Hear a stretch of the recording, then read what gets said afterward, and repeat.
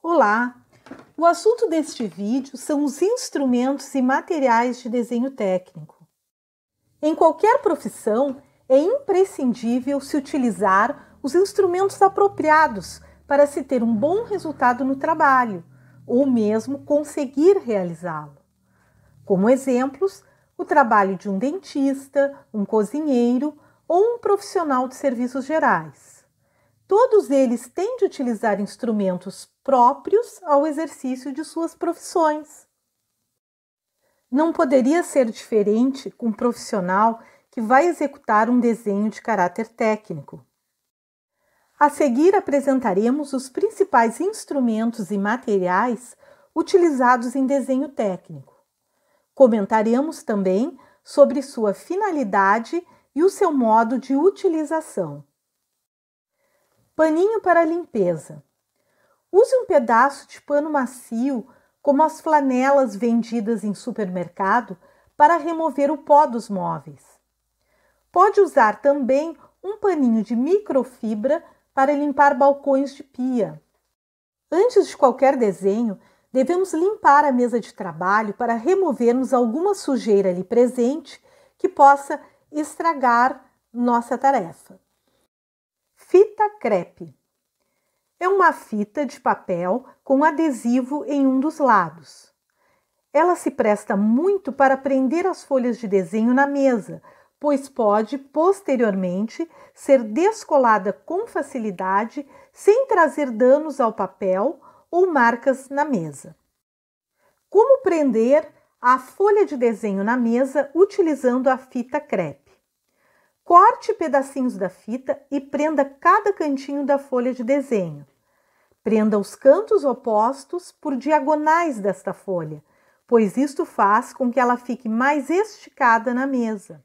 Os desenhos técnicos em instâncias de estudo são normalmente executados em dois tipos de folha: papel sulfite e papel manteiga. Papel sulfite branco. Este papel é opaco e custa menos que o papel manteiga. Contudo, um traçado apagado sobre o mesmo deixa a folha marcada. Isto não impede que ele seja utilizado, sobretudo para exercícios que não serão entregues. Papel manteiga. É um papel semi-transparente e onde o pó de grafite adere melhor que no papel vegetal, outro papel semi-transparente. Ele é um papel onde as marcas de um traçado, se apagadas, aparecem bem menos que o papel sulfite ou mesmo não são percebidas. A semi-transparência é imprescindível quando se deseja copiar um desenho colocado por baixo. Lapiseiras. As lapiseiras para desenho técnico possuem uma ponta metálica de formato cilíndrico, diferentemente da lapiseira comum, onde a ponta é cônica. A ponta cilíndrica da lapiseira técnica tem justamente este formato para melhor deslizar sobre o esquadro. Elas variam de acordo com a espessura do grafite que comportam. Assim, as principais lapiseiras técnicas possuem as seguintes espessuras: 0,2 mm, 0,5 mm, 0,7 mm e 0,9 mm. Minas de grafite. As minas de grafite que abastecem as lapiseiras técnicas, logicamente, possuem as mesmas espessuras destes instrumentos. Assim, existem minas de grafite de espessuras 0,2, 0,5, 0,7 e 0,9 milímetros. Além da espessura, outra variável nas mesmas é a sua dureza. Quanto mais macia uma mina de grafite, tanto mais pó de grafite vai deixar na folha e tanto mais forte será o traçado. Quanto mais dura, menos pó de grafite e mais fraco será o traçado. As graduações disponíveis variam de 8B até 6H. Contudo, a gama utilizada em desenho técnico vai de 2B até 2H. Quanto maior o número H, do inglês hard, duro, mais fraco ou claro resulta o traço. Quanto maior o número B, do inglês black, preto, mais forte resulta o traço. Também existe a mina de grafite F, do inglês fine, que proporciona um traçado fino e resistente. Note que as minas de grafite que abastecem as lapiseiras que são vendidas nem sempre são aquelas da dureza que desejamos. Você deve adquirir as minas de grafite na espessura e dureza apropriadas. Recomendamos que utilize as seguintes lapiseiras abastecidas de minas de grafite com as seguintes durezas. Lapiseira 05 com grafite 2H, lapiseira 07 com grafite HB, lapiseira 09 também com grafite HB. Jogo de esquadros.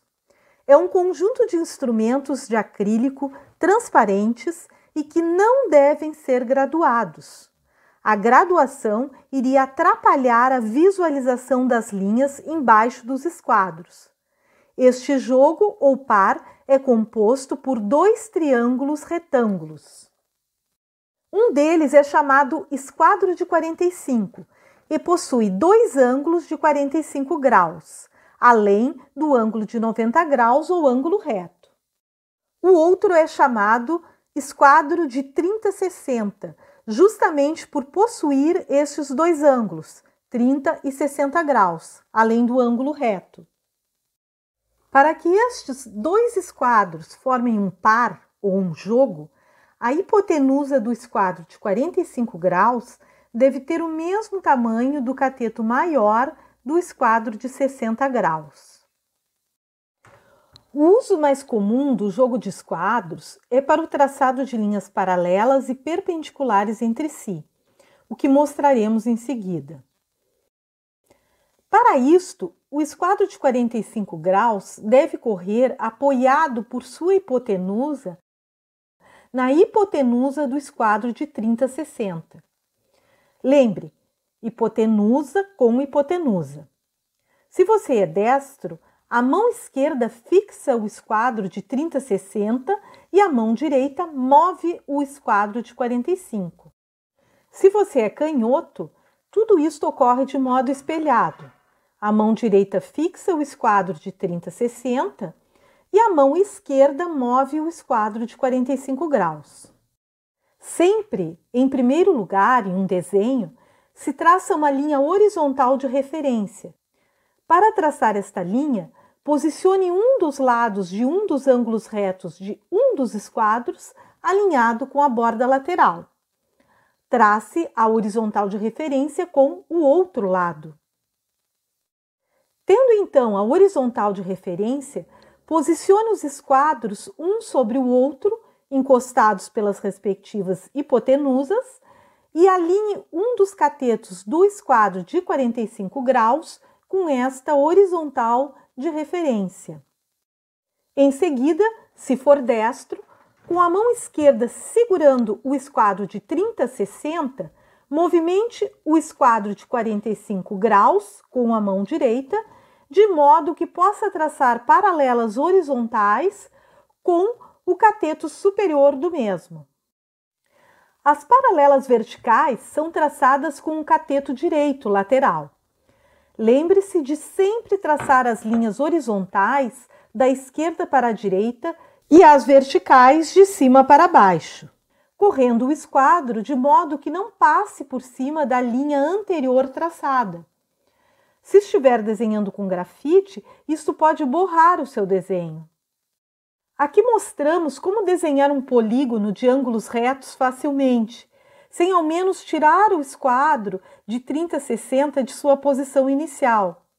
Apenas corremos com o esquadro de 45 graus, traçando as horizontais e as verticais. Os esquadros podem ser utilizados de diversos modos.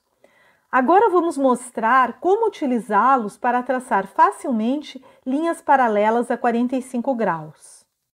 Aqui já temos a linha horizontal, que será o apoio para um dos esquadros, e traçamos a horizontal com a qual queremos retas a 45. Em seguida, alinhamos a hipotenusa do esquadro de 30-60 com esta horizontal de baixo, horizontal de apoio, e posicionamos o esquadro de 45 com a sua hipotenusa nela encostada. Correndo deste modo, o esquadro de 45 sobre o de 30-60, conseguimos traçar paralelas a 45 graus com uma horizontal. Se desejamos traçar linhas paralelas a 45 graus no outro sentido, é só utilizar o outro lado do esquadro de 45, deste modo. Mas atenção! Jamais trace alguma linha encontrando com outra, de modo que tenha de traçar sobre uma das pontas do esquadro. Isto tiraria a precisão do desenho. Aqui mostramos como utilizar o esquadro de 30-60 para traçar paralelas a 30 graus. O processo é semelhante ao anterior. Agora, a hipotenusa do esquadro de 45 é que fica apoiada na horizontal de referência e o cateto maior do esquadro de 30-60 se move apoiado nesta. Para traçar retas paralelas a 60 graus com a horizontal, utiliza-se o cateto menor do esquadro de 30-60 apoiado na hipotenusa do esquadro de 45, deste modo. Lembrando que a hipotenusa do esquadro de apoio está sempre apoiada na horizontal de referência. Os esquadros podem ainda traçar uma variedade de ângulos conforme o arranjo que se faz entre eles. Posicionando o jogo conforme a figura, podemos traçar um ângulo de 15 graus. Em incrementos de 15 graus, os esquadros já possuem eles mesmos os ângulos de 30, 45 e 60 graus. Um ângulo de 75 graus pode ser traçado desta maneira. O ângulo de 90 graus está presente em ambos os esquadros. E um ângulo de 105 graus pode ser traçado deste modo. Borracha. Em desenho técnico, utilizamos a borracha plástica normalmente para apagar partes do desenho e a lapiseira borracha para apagar pequenos detalhes. À semelhança de uma lapiseira, este instrumento possui um refil de borracha cilíndrico que vai sendo exposto à medida que se vai gastando a borracha. Escova de limpeza. Uma vez que se tem utilizado a borracha para apagar uma parte do desenho, se vai utilizar uma escova de limpeza própria para desenho técnico, de cerdas macias para tirar as rebarbas da borracha. É possível também se utilizar um pincel de pintura macio para este fim. Jamais se deve passar a mão sobre o desenho, isto borraria o mesmo, espalhando grafite e sujaria a folha com a gordura e suor das mãos. Repetindo, o processo correto, depois de apagar um desenho, é passar uma escova ou pincel macio para remover as rebarbas da borracha. Continuamos esta exposição no vídeo Instrumentos e Materiais de Desenho Técnico, parte 2.